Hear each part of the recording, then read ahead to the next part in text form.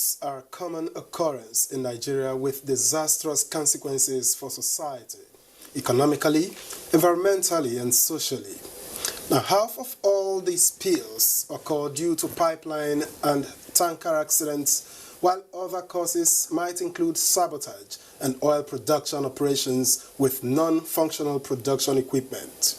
But then, the National Oil Spill Detection and Response Agency, NOSDRA, was established in 2006, signaling the determination of government to tackle oil spill incidents and associated environmental problems in the country. How is that going, and what are the prospects of an oil spill-free Nigeria? We'll find out in a moment. We will also take out some time to examine COVID-19 and telemedicine. How important is it to be able to access healthcare remotely? To the aquifer. The ones on land, essentially from the pipelines, and then from all those who pilfer our oil, were not such that will prevent any seepage. It goes to the groundwater. We now have complaints from some quarters about seeing hydrocarbon. We have documented them, awaiting getting the required funding to get them put up for remediation. Now, you must have quite a job. To spend $1 billion to clean up Ogoni land. Of course, it is not the entire $1 billion that goes for remediation, that is the cleaning. There are some other ancillaries, but in that particular case, for instance, just to use it as an example, the amount that is devoted for the cleanup itself there is $661 million. Yes. So, and if you convert $661 million today to Naira, of course you see that it's going to be a very huge cost. Now that you have mentioned Ogoni, where are we with the Ogoni cleanup? It's becoming world famous. Yes, it is raised that the cleanup will start. And up until 2014, when the first attempt got scuttled, nothing was done, practically nothing. But when President Buhari came to power in 2015, he reinvigorated that. Oil-producing country is prone to oil spills, or is ours just peculiar? I mean, NOSDRA is reported to have said 1,300 oil spills occurred in various parts of Nigeria in just 2018-2019. Yes, that's correct. 2018 in particular was bad. 2019 was better. So why is ours peculiar? Why is it this bad? Peculiar in the sense that what is done elsewhere is not done here. And what is done here is not done elsewhere. It looks paradoxical, but that is how it is. In other places, you will not see. It has not given me a job, you hacksaw a pipeline. Okay. It doesn't happen elsewhere, but it happens here. And not even just when we say elsewhere, including Africa, African countries. In Africa today, like I said in my last aspect of sabotage. That's an aspect. A deterring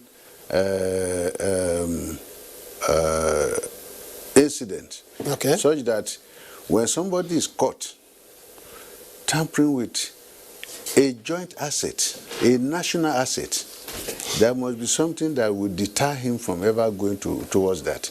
But you find out that even where arrests are made, of course, even in recent spills. Yes. What exactly do you mean by paying more attention, and how well have you kept your word? Yes, I said we'll pay more attention to the to the downstream.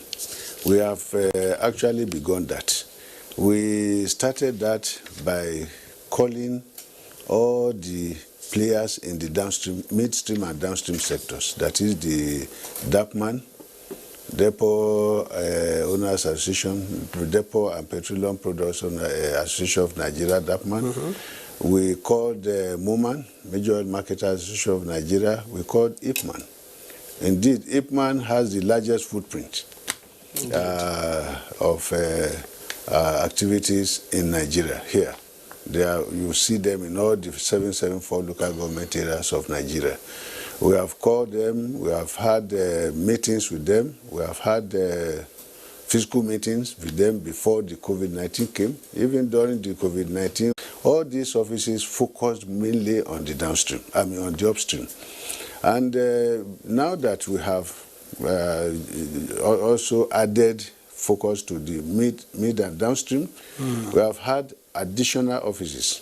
Now, as we gradually hit the home stretch of this conversation, it shouldn't be news to you that some industry players want NOSDRA scrapped. And that's no vote of confidence. So as we speak, how free is our environment? That should count for something. You see, those who want confidence, you are doing something wrong. The person who is running after you, making sure that you do not do what you are doing wrongly, you will not like him. So indeed, certainly that's the thing. That's just the truth. But if there was no NOSDRA in the first instance, our environment in terms of oil pollution would be much, much worse than what we have now. Artisanal refining, when the Navy goes after them and they destroy some of those areas that they were doing their crude something, we mark them. We have a compendium of all the oil spilled up at the appropriate time when the funding is there. And of course, the fact that they run after these people and letting us also know how they do, we have suggested. If corona is not as much in Africa as it is in the United States, it's because people have done something right by practicing social distancing and wearing masks. So we should not let up on that. We should continue doing that. We should continue implementing those safety practices to make sure that folks stay safe. Now, in your opinion, how will be a very good way to reduce the spread of the virus. So one, you do not have to spend so much time in traffic, but you can get care at the comfort and safety of your home. So that is one way to prevent getting the virus. And two is always social distance, wash your hand, stay safe. If you don't have to go out, don't. No, but how might telemedicine help? I ask because to the best of my knowledge, telemedicine is no vaccine or treatment for COVID-19. And we are talking about COVID-19 as it is. It only serves, for convenience, like you have put it. Correct. So a lot of people still need medical care, right? Yeah. So who are not necessarily infected with COVID-19, but everyday sickness. Most folks go to the people go to the doctor's office 4 times a year, depending on how healthy they are. So instead of going to the hospital to seek care during this time, so like in the United States, for example, if you are sick, you're not allowed visitors in the hospital, and it's not because they want to be cruel. It's just because they want to eliminate an avenue for people catching corona. So telemedicine is a way of helping everybody else stay safe. So if you use telemedicine, if you use doctor house call, you are able to get treatment that you need for non-corona related cases and leave the hospital for people that have corona that need intensive care. So it is the right thing to do. It is the patriotic thing to do to the hospital because of traffic and everything. You have transmitted it to hundreds of people, right? Mm-hmm. Whereas if you downloaded CRIBMD and use our symptom checker and talk to our doctor via telemedicine, they can say, bros, this thing is corona. We advise you quarantine and, take this treatment regimen. And if it gets worse, we're going to, take special measures and we're going to transfer you to the hospital to be cared for. So this is how to do it. You shouldn't just go to the hospital when you have the symptoms. Use telemedicine, use symptom checkers. So there are ways to help spread, to help stop the spread and destruction that COVID-19 is wreaking on the Nigerian economy and the global economy at large. Well, I do agree with you in terms of being able to stop the spread with telemedicine, but my worry is how you plan to get the required acceptance, getting people to buy into making XYZ medicine 2 days ago. If I take it for this particular same symptoms, it's likely to work, or go to the hospital. How are you going to get the acceptance that you require for telemedicine? So in Nigeria, for example, we have thousands of doctors in every city, from Abuja to Lagos to Enugu to Ibadan to Kano, Kaduna, Port Harcourt. Health authorities on how to handle the pandemic. I would say one, to continue to encourage citizens to practice social distancing, to work as effectively as possible with WHO and other organizations to make sure they get vaccine, and to make sure that their citizens take vaccines. I know, especially in African countries, some folks are skeptical of vaccines, and for very good reasons. But at the same time, we should, if a vaccine does come out and it's been proven to be clinically safe, government officials can help by encouraging their citizens to take vaccines when it's available and proven to be safe. Indeed, the vaccines could... 5th of November 2019, the first ever sexual offender and service register was launched for Nigeria.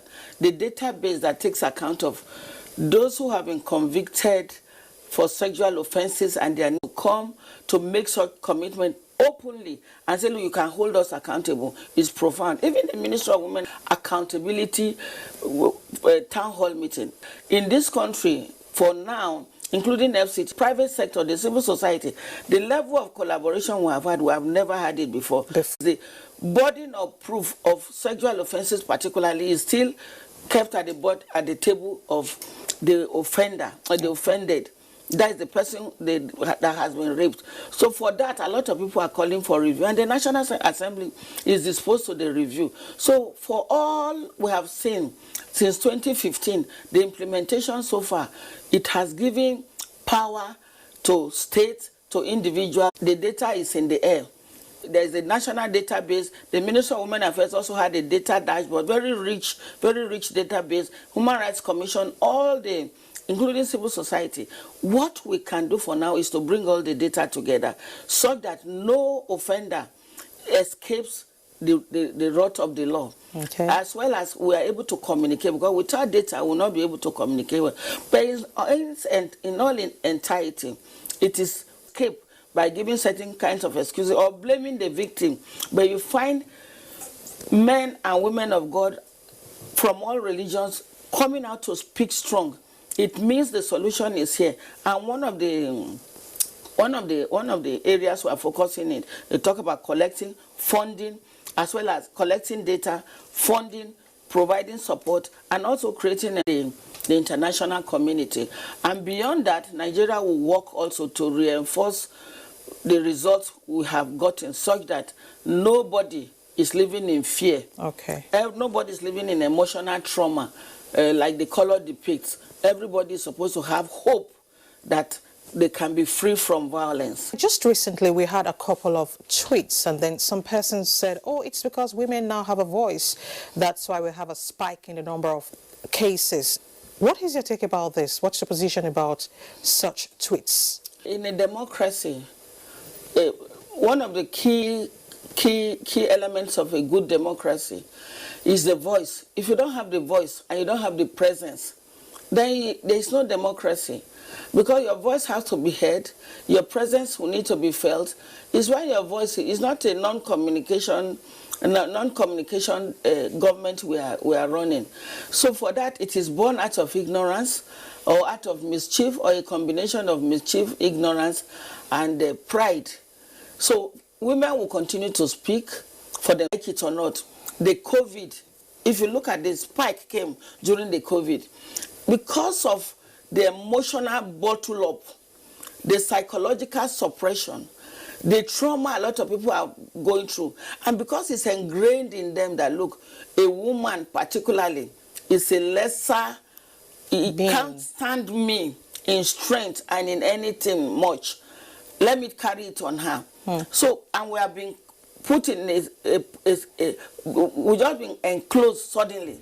So letting out emotion There's no space to go to feel free. There's no place to even engage and get psychological burden things that are unpredictable. You know, I say unpredictable. International guard these processes and the situations. It is easier to deal with it. Not that we want to be sharing blame. This person is responding. This person is not budgeting. This person is not allowing himself or herself to be held accountable. These people are not responsible enough. The judiciary is not doing well. I'm glad that the judiciary is beginning to do better. Women and other stakeholders are calling for special courts so that there will be speedy about us. Every gadget, the way God wired us, everything about us is attractive. It attracts attention, whether unduly or duly. It means we need to be a bit cautious about how we relate. So we need to educate, we need to face that reality where if we are truthful, we don't need to be vulgar, but we can equally say the truth in a very responsible manner and save ourselves the trouble. Yes. It's traumatic. And the trauma. The trauma is too much. All right. And the Coordinator, Violence Against Persons Provision Act. Thank you so much for your time. It's my pleasure, and we'll thank you, NTA. We're eternally grateful, and we'll compliment your work. We'll continue to reciprocate your gestures. Thank you very much. Thank you. And I'm Victor Azu. See you again.